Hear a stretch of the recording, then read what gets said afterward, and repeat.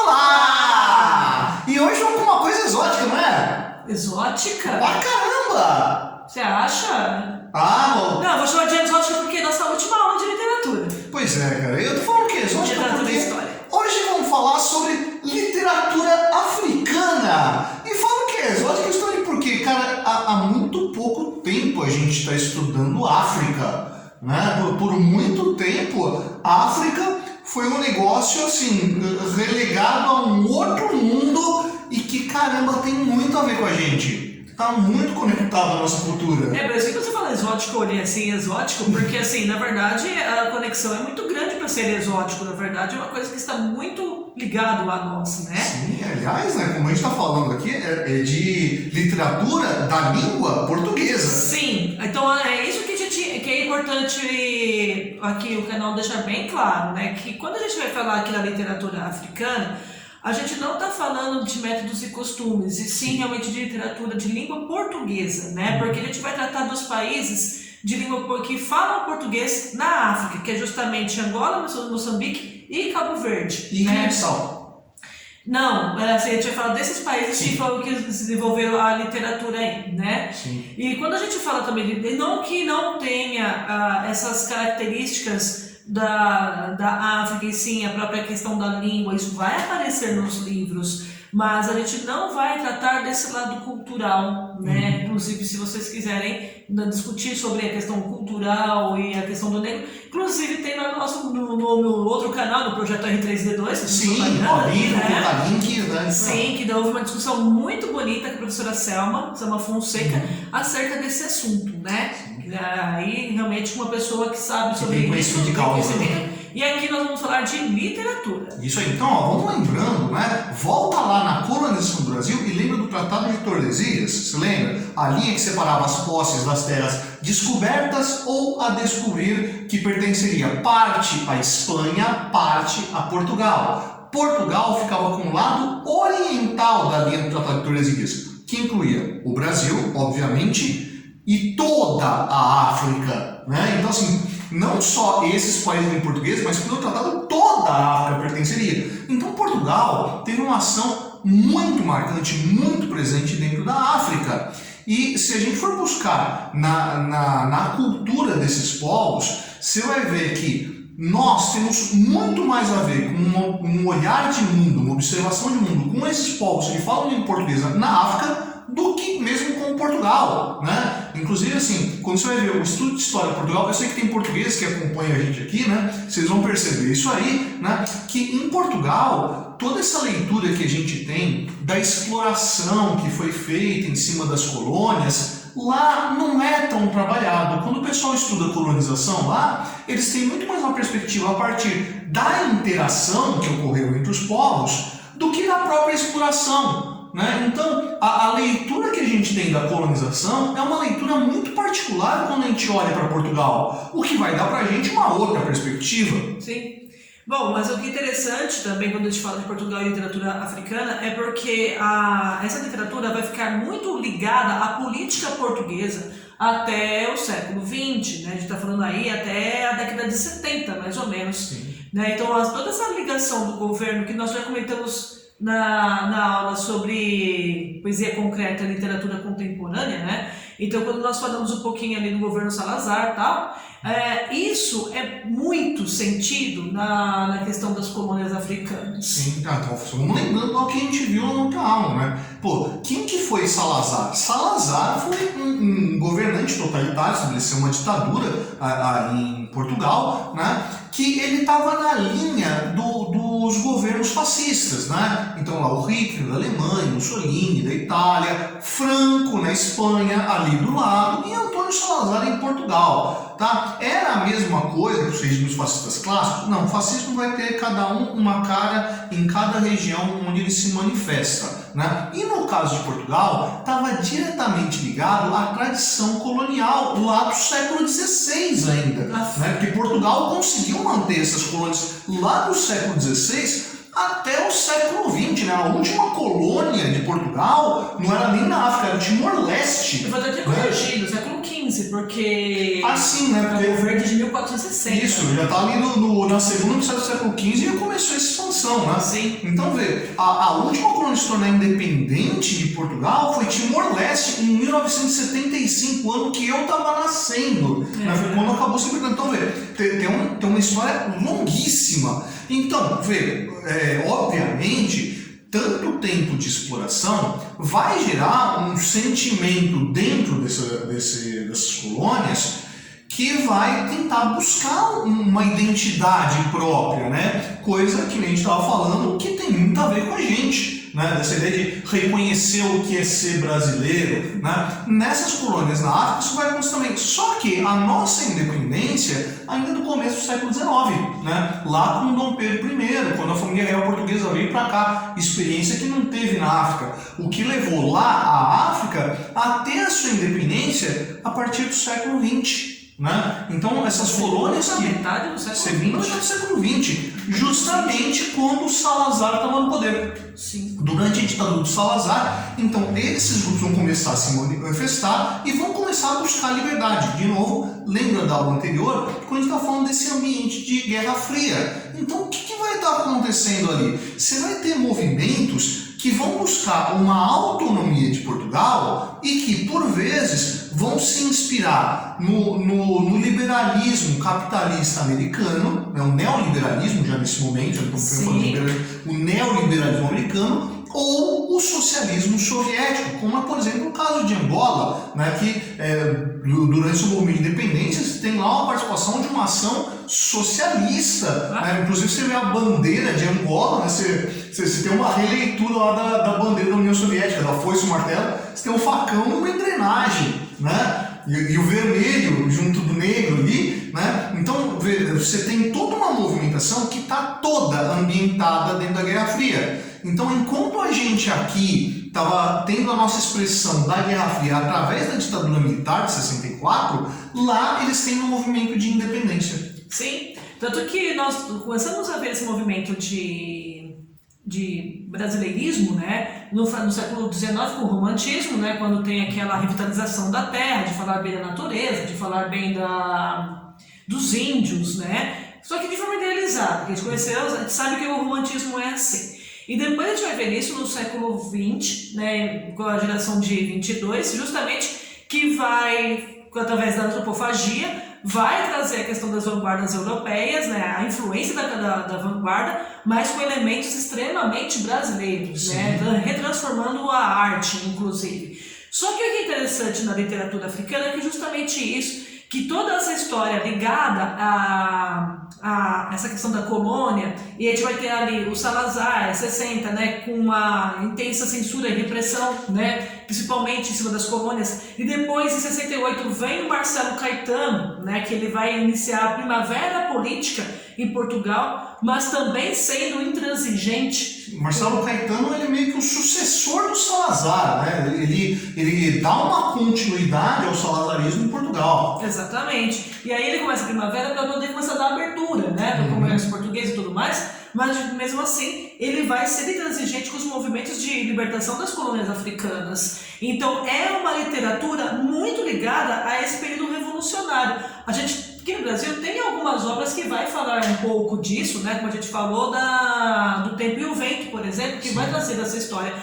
Mas, depois a gente vai ver também Vidas Secas e algumas obras falando desses movimentos sociais, né? Dos Sertões Veredas, que eu comentei um pouquinho, né? Que a gente vê não uma revolução, mas a gente vê um movimento social ali envolvendo que eu acabei nem falando isso na aula, porque não, ele fica muito extensa, mas a gente vê ali a briga entre os jagunços, né? E ali tinha questões políticas, né? Não apenas de uma impressão social. Mas, na história africana, essa questão do período revolucionário é muito presente, né? Porque, por exemplo, na década de 60, a gente tem uma chamada geração de 60 ou geração de abril. Acho muito bonito esse nome, geração de abril, que é justamente os autores que vão começar a escrever em suas obras essa questão revolucionária do português nas colônias. Aliás, né, quando você fala de abril de 68, né, se você tem algum conhecimento ali sobre a chamada Primavera dos Povos, né, todo o movimento que vai marcar ali o maio de 68 com as rebeliões estudantis em Paris e que vão tomar conta ali da Europa, que vai chegar na Alemanha e em Portugal, consequentemente, né, é uma ebulição desse movimento de contracultura, né, desse movimento de parar e questionar que mundo é esse que a gente está vivendo. Sim, então nunca a literatura, assim, a gente falou obviamente de como a história e a arte está totalmente ligada, mas na história africana, gente, é muito latente isso. Você não consegue entender nem a história do livro se você não entender a história política dos países africanos ali que estão envolvidos nessas revoluções, né? Então, entender que essa questão dos grupos econômicos tentando monopolizar jornais e revistas para poder manter ali a informação, né? A censura, né, de ideias, assim, para poder privilegiá-los, né? E as lutas agrárias, né? E as lutas agrárias são terríveis, né? Que muitos trabalham, né? Ali até para poder viver, mas poucos têm a posse da terra, né? Então você se mata de trabalhar para não ser seu aquilo que você trabalha todos os dias. Então, então a gente observa isso sim nas obras. Por exemplo, em Moçambique, né? Moçambique só foi ter autonomia em 1975, conforme o Fábio falou. O mesmo ano lá do Timor-Leste. Né? Então, o que a gente vai ver? A gente vai ver autores como o José João Craveirinha, né? E o que é lindo, o que é muito bonito e até dá uma certa invejinha, que a literatura africana ela é tão poderosa que eles têm vários prêmios. Eles têm prêmios Camões, eles têm prêmios dentro da língua românica, das línguas românicas, né? Coisa que nós brasileiros não temos muito, né? É uma pena, mas o José João Craveirinha, por exemplo, foi o primeiro autor africano a receber o prêmio Camões, tá? E ele foi um autor que participou do Frelimo, que é a Frente de Libertação de Moçambique. Então havia vários desses movimentos guerrilheiros, isso aparece nas obras, tá? De como que as pessoas se uniam contra os portugueses, né? Para conseguir realmente a libertação. E lembrando que nesse momento aqui, você está falando de uma guerra com armamento muito pesado, porque os dois lados da Guerra Fria se envolviam nisso e encharcaram a África de armamento vindo dos dois lados, o que gerou consequências terríveis daí para frente. Financiamento, né? Ainda em Moçambique, assim, pegando alguns nomes, tá, gente? Tem a Paulina Chiziane, que ela é uma contista, ensaísta e romancista. Maravilhosa ela. Ela se engajou bastante com a libertação de Moçambique, mas abandonou, né, no período pós-revolucionário porque não concordava mais com os rumos que eram tomados ali pela frente de libertação de Moçambique também, né? E o que é legal da obra da Paulina é que trata fundamentalmente da condição da mulher. Então, assim, se você for comparar a literatura africana com a literatura brasileira, a gente começa a perceber, inclusive, esses movimentos. Tudo bem que na literatura contemporânea nós temos agora autoras que vão trazer essa outra linguagem. Por exemplo, quando eu comentei da Lídia Fagundes Telles, né, no livro As Meninas, vai trazer essa outra visão assim, da mulher, do contexto. A própria Clarice Lispector, ela vai falar da mulher de uma forma diferenciada daquilo que era enxergado antes, né? Então nós vamos ter aí visões de como de quem é a mulher, mas é engraçado que a Paulina ela vai fazer disso de uma forma bastante contundente. É interessante que quando a gente fala do papel da mulher, né, a gente tem que lembrar que a mulher não é a mesma em qualquer lugar, porque uma coisa é a gente falar da mulher latino-americana, outra coisa é você falar da mulher africana. Exatamente, ainda mais dessa mulher africana, né, que sequer vai ter voz em alguns contextos, né. E o Mia Couto, né, que aí ele já é um autor mais conhecido aqui no Brasil, até por conta dos vestibulares, porque ele foi leitura obrigatória da Unicamp, e agora vai ser da FUVEST. Que, aliás, eu só descobri o Mia Couto por causa dos vestibulares. E, aliás, foi uma surpresa pra mim, porque a primeira vez que eu ouvi falar do Mia Couto, eu pensei que era a Mia Couto. Sim, as pessoas acabam se assustando um pouco, mas o Mia Couto, né? Ele foi o primeiro africano a vencer o Prêmio União das Literaturas Humânicas, que eu comentei, né? Que esse prêmio é dado em Roma. Né? E ele é o autor da Terra Sonâmbula. Então, no Terra Sonâmbula, a gente percebe bem essa questão, porque eu também comentei em aula que o Mia Couto ele teve muitas influências do Guimarães Rosa, né? Dessa questão do neologismo. E na obra dele a gente vê neologismos, a questão da linguagem realmente, da cultura popular ali dentro do contexto, tanto que pra gente, né, nós somos brasileiros, temos que sim ler o rodapé, né, e o glossário, porque tem várias palavras de origem africana também ali dentro do contexto. Assim como na nossa você vai encontrar um monte de coisa de influência indígena, né?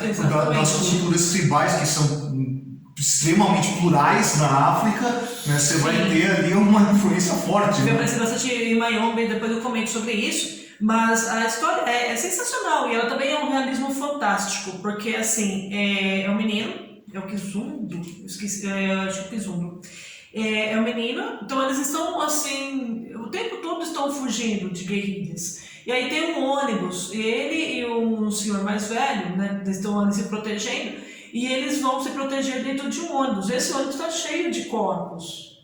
E ali é um lugar seguro, porque quem é que vai entrar dentro de um ônibus cheio de corpos para procurar alguém? Vai se esconder no ônibus que as pessoas estão em decomposição porque o ônibus foi atacado. E ali ele encontra um diário e ele começa a ler esse diário. Então o livro tem duas narrativas. Uma história dentro da história. É uma história dentro da história.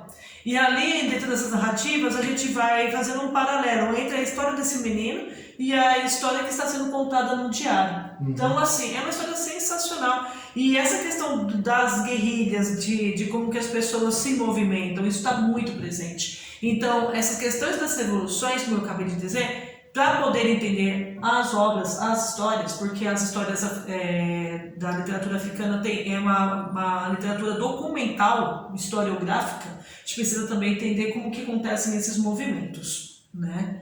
Por exemplo, vou até comentar de Cabo Verde primeiro, depois eu volto em Angola, né?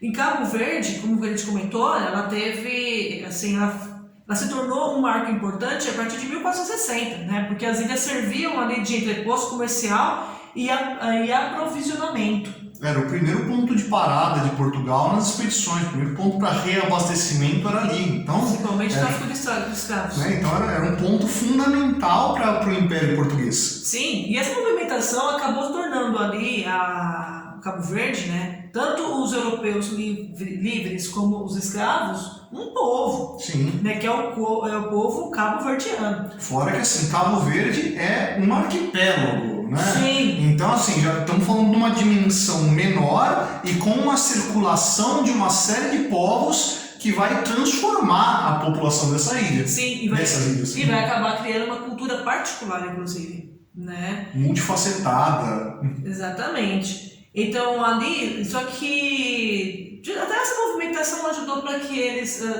tivessem um movimento político até um pouco anterior que as outras colônias, né?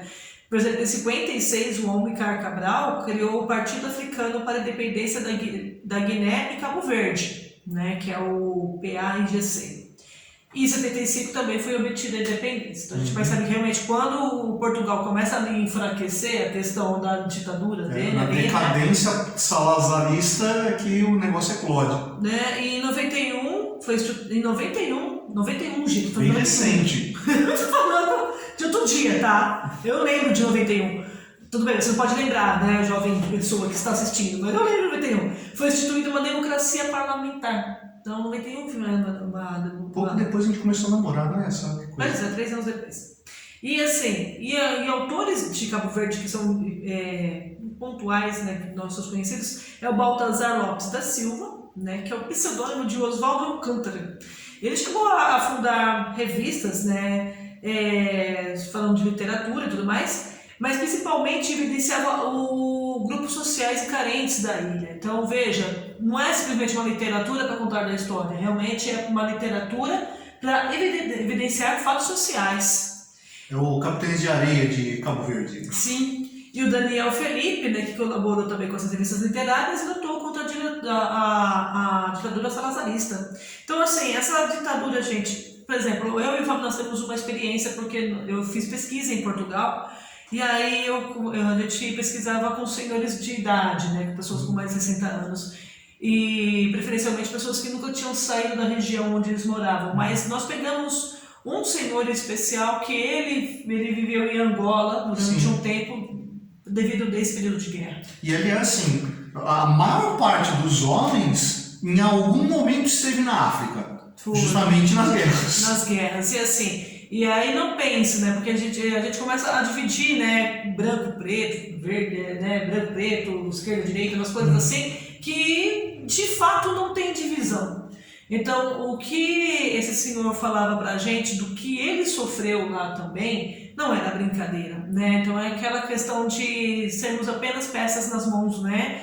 De algumas pessoas que acham que mandam, porque não foi uma situação que não foi boa pra ninguém, né? E não é só o mal da guerra, é fome, é miséria mesmo, né? Sim, novamente, ó, eu vou falar também, novamente falar do R3D2, que nós fizemos uma discussão sobre a África, e nós trouxemos uma moçambicana, né, para poder falar conosco. E ela mencionou, né, que quando começaram as guerrilhas ficarem mais fortes na região onde ela morava, eles foram para Portugal. E chegando em Portugal, eles sofreram muito preconceito também. Então, assim, em Moçambique, ela nasceu em Moçambique, mas sofria preconceito porque ela era de descendência portuguesa, né? Aí, de ascendência portuguesa, né? Aí foi para Portugal. Em Portugal, os portugueses não gostavam deles porque achavam que eles iriam roubar os empregos. Já ouviu falar disso aí, né? Então. E aí, então, devido a isso, eles preferiram se mudar para o Brasil. E assim o pai dela veio para o Brasil. Então, assim, é a pessoa que não é de lugar nenhum, basicamente, né? Devido a esses movimentos guerrilheiros também. Então, a próxima vez que você encontrar um imigrante, cara, você tem um pouco mais de compaixão com ele. Porque o cara, assim, ele tem uma cultura quase que apátrida, né? De não se encaixar em lugar nenhum. Então, abre os braços, tá? Pois é. Angola, por exemplo, né, agora a gente fechando aqui com Angola, ela vai trazer aí, dentro da sua luta colonial, né, 3 partidos, 3 grupos, 3 grandes grupos ali, que é o MPLA. Eu tô falando isso aqui porque isso aqui aparece nos meus livros, tá, gente? Não, tô falando sério. O MPLA, que é o Movimento Popular de Libertação da Angola, que foi um movimento multirracial e marxista pró-União Soviética, tá? E ele era predominantemente de etnia quimbundo. Predominante, não é que era 100% de quimbundo. E eu vou já falar sobre isso. A FNLA, que é a Frente Nacional de Libertação de Angola, que era anticomunista, apoiada pelos Estados Unidos e pela República Federativa do Congo. Olha o negócio da Guerra Fria que a gente estava falando. Com base, assim, então a base da etnia dela era o Bakongo. Isso aqui são tribos, tá, gente? Que eu tô falando. E a UNITA, que é a União Nacional para a Independência Total de Angola, de etnia Ovibundo, tá? Anticomunista, e chegou, gente, a receber apoio do apartheid, pra vocês terem uma noção. Uma dica para você conseguir acompanhar, né? Presta atenção. O grupo socialista ali, que palavrinha tem chave ali no meio? Popular, né? Os movimentos capitalistas, qual a palavra-chave ali? Nacional, né? Então você vê que essas ideias do o nós e o todos, né, que vai ter essa divisão dos progressistas, dos conservadores, né, vai seguindo esse caminho ali. Então pega essas dicas aí que pode te ajudar. Sim, quando eu falei assim, ó, do apartheid, porque a gente lembra o que é o apartheid, né, professor? Sim, pelo amor de Deus, né? Então, olha, se você é muito jovem aí e não viu o que foi o apartheid, né, não sabe direito quem é Nelson Mandela, apartheid é um sistema praticado na África do Sul, né, que era de segregação racial, ou seja, negros na África do Sul não tinham os mesmos direitos que brancos, então eles não podiam frequentar os mesmos tipos de escolas, eles não podiam concorrer ao mesmo tipo de emprego, eles não podiam frequentar o mesmo tipo de espaço, né? Então você tem um sistema de segregação violentíssimo e que foi muito criticado e que teve lá em Nelson Mandela um grande símbolo de resistência e de combate a esse sistema de segregação. Aliás, deixa eu só fazer mais um adendo aqui, né? A professora estava falando das diversas sociedades africanas ligadas a comunidades de origem tribais ainda, assim, pré-colonizadas. Isso é importante falar. Vamos lembrando assim que esses países africanos, já desde o século XVI, mas principalmente no século XIX, vão ser divididas pelas grandes potências europeias que vão estar assim, se lixando para as identidades locais. Então o que vai acontecer? Você vai encontrar comunidades ultra tradicionais mais antigas que a América, né, que vão ser divididas em dois países diferentes e onde elas vão ser minoria em ambos. Né? Você vai ter grupos ali que vão ser inimigos históricos e que vão conviver numa mesma comunidade, no mesmo país e que vão ter que aprender a lidar uns com os outros ali e lidar com o colonizador. Sim. Então você tem um monte de conflito ali dentro de um mesmo país que, em alguns casos, ou se fragmentou, que não são os casos das colônias portuguesas, ou, né, chegou próximo a isso. Olha as diferenças que a gente está vendo aqui. Sim, então é exatamente isso. Fragmentou e juntou, né? Porque foi igual essa toalha de mesa, né? Corta aqui, ó, essa terra é sua, essa aqui é minha. Ah, beleza. Só que aqui tem 3 tribos que não se dão bem. Então fica tudo junto. Para dar uma olhada no mapa da África, né? Para o vídeo agora, abre uma outra página. Não, mostra lá, você vê que quer? Bota um mapa da África aqui, ó. Olha quanta linha reta tem dentro das fronteiras. Né? Você conhece alguma montanha, algum rio que forma ângulo reto de 90 graus? Por favor, né? Isso aí foi uma violência desgraçada contra os países da África. Exatamente. Bom, tanto assim, aí quando a gente pensa em Angola, né? Angola foi a última colônia portuguesa da África a se tornar livre, né? Aí o que acontece? Eu comentei para vocês, a literatura de modo geral ela é bastante ficcional, ela mistura o ficcional com o documental, né? Priorizando o histórico em detrimento ao inventado. Então ali tem muita questão histórica sim presente nas obras, até porque os autores, como eu acabei mencionando os anteriores de Cabo Verde e de Moçambique, participaram dos movimentos, né? Eles estão muito em conjunto com aquilo que aconteceu, né? É uma literatura experimentalista, como eu tive na última aula, né? Porque essa segunda parte do século XX é bastante experimentalista, então isso também vai aparecer, afinal de contas já é um mundo ocidental, né? Com bastante influência do mundo ocidental.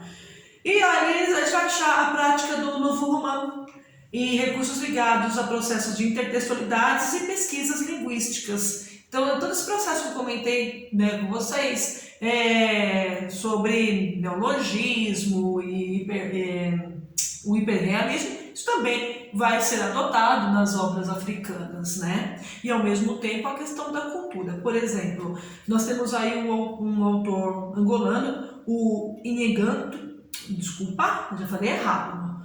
O Anhenga Chitu, tá? Falando em Inheganto, não sei de onde eu tirei. Você pegou um Ingatu aí. Eu puxei do nosso...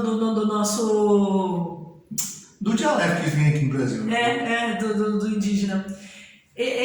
O nome dele é Agostinho André Mendes de Carvalho. E o Anhenga é o nome Kibundo que ele adota. Uhum. Né? Então, olha só. Assim, a identidade cultural que vem dos grupos tribais. Né? Exatamente. Então, ele vai ser um autor de contação de história, narra fatos, de ficção da sua vida e do seu povo. Então, assim... Aliás, isso aí é muito comum dessas comunidades subsaarianas, né? Os contadores de histórias, os memorialistas, né? Então, a ideia de juntar as pessoas e narrar para eles algo que diz quem nós somos. Sim. É muito bonito isso. Nós vamos também ter o José Luandino Vieira, né? Que foi um membro da MPLA e participou ativamente da luta pela independência de Angola. No livro Luanda, ele retrata o bilinguismo do país, em que a língua portuguesa, que é oficial, mistura-se com o quimbundo, né? E aí eu conheci do Pepe Tela, também que foi livro de Vestibular. leitura oficial da FUVEST, né, até este ano, de 2020, para quem vir depois, né, para quem vir depois, que é o Pepe Tela. O Pepe Tela é pseudônimo de Arthur Carlos Maurício Pestana dos Santos, né, então é o apelido do Arthur, né, e ele vai ser ali ele vai se transformar no narrador da história de Angola, né, porque ele conhece bem, porque ele viveu. O Pepe Tela, ele também foi militante da MPLA em 63. Então, no livro dele aqui, para fechar, né, essa parte literária, o Mayombe, ele vai contar justamente a questão da guerrilha, né, ali de Angola, e que acontecia justamente ali na fronteira com o Congo. E a história, ela é extraordinária, porque vai trazer ficção, claro, né, que a gente vai ter ali os personagens, e é interessante que os personagens, eles têm os seus nomes próprios, mas acabam adotando pseudônimos, assim, que são codinomes de guerra, né? Então ali a gente tem o professor, aí tem o... Gente, eu vou esquecer o nome dos personagens, que coisa, né? Assim, a gente tem... Eu sempre lembro do professor porque ele era o responsável, ele acabava ensinando os rapazes que chegavam, né, no grupo, naquele grupo guerrilheiro específico. E aí a gente tinha, assim... personagens que tinham nome relacionado às suas tribos.